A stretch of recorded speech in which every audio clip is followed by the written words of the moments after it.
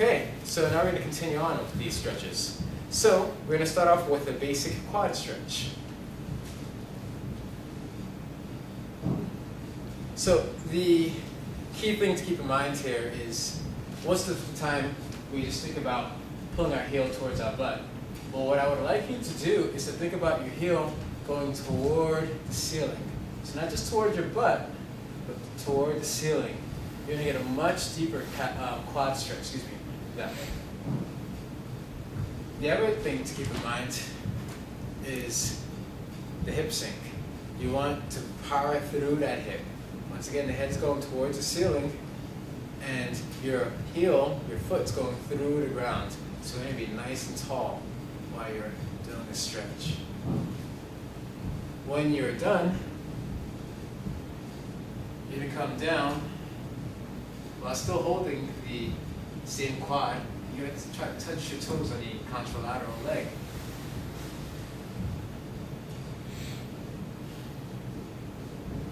Keeping this hip engaged so that you're not sinking into the hip.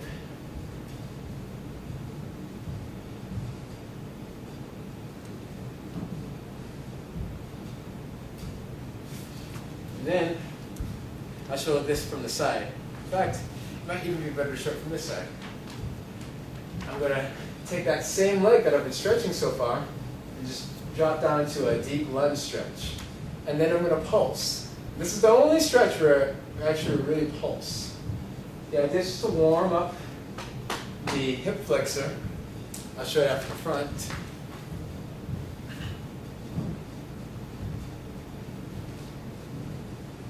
And I do it, 5 to 9 times. Just enough to feel it start to loosen up. And then I'm going to come down. So the idea is to get my forearms onto the ground. And actually, I've had hip surgery twice and knee surgery once on this side. So it's a little tough for me to get that kind of range of motion on this side. But to achieve that, I'll show you from this side. What I would recommend is you want to think about the heel going all the way behind you and the crown of the head going all the way in front of you. And focus on that. You'll note that you might be able to get some level of depth.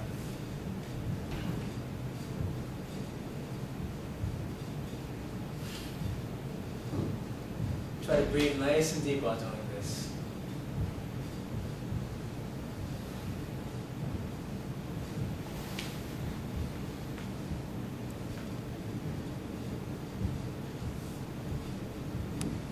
And then when you think you've had enough, you'll bring it around. And you're going to sink in to, in this case, your right leg, since I've been stretching the left leg thus far. And you're going to reach for your left. So even though we're working on stretching the left adductors, the inner thigh muscles, we're also opening up the right hip, which once again, like I said, I've had hip surgery a few times, so it's really good to keep that joint healthy.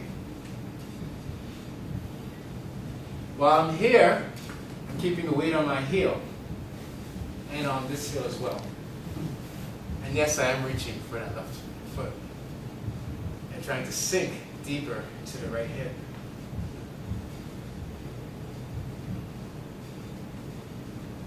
When I've had enough there, I bring the head between my hands and I continue on with this sort of stretch.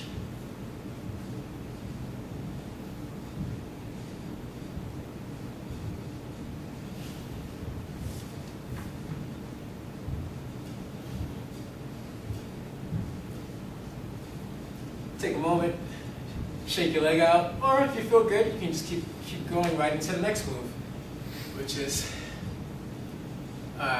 hamstring and adductor stretch.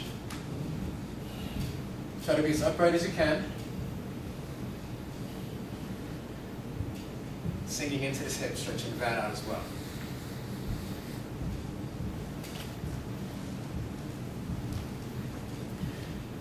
All right. Then we'll switch sides. So like I mentioned, I've had several surgeries, actually on both sides, but most of the damage is on my right. So you'll note that I'll have some restriction. On this side that you saw me stretch earlier, you'll note that I was able to really sink into my hip because I've had more damage to this hip. On this side, you may notice, for example, that I can't easily get my heel to touch my butt because of the surgery on the right. So once again, I'm pulling my heel toward the ceiling, as well as bringing it toward my butt. This lengthens the quads even more, gives a much better result than just trying to bring the heel toward the butt. All the time keeping the spine nice and long.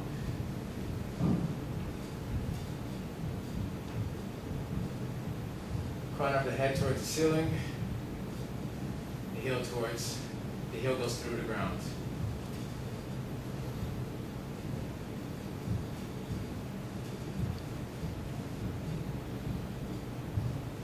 Reaching for the toes on the contralateral leg.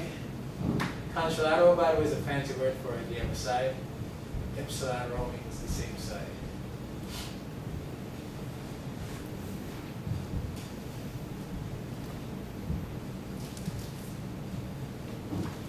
Getting into that deep lunge stretch.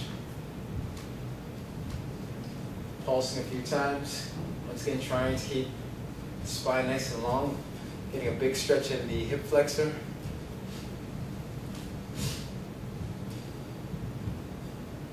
Keeping the toes pointing straight down, not turned out or turned in.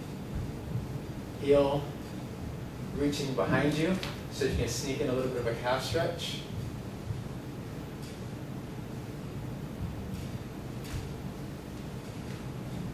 Coming down, you'll note that I have less restriction in this hip, so I can actually get my forearms much closer to the ground.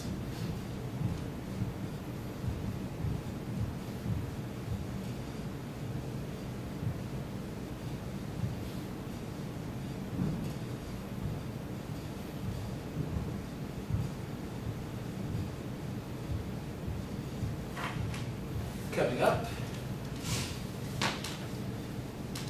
sinking into my left hip, reaching for my right foot.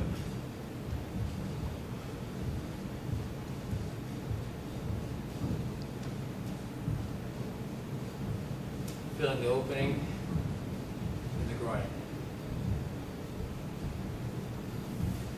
Head in between the hands. Weight on the heels.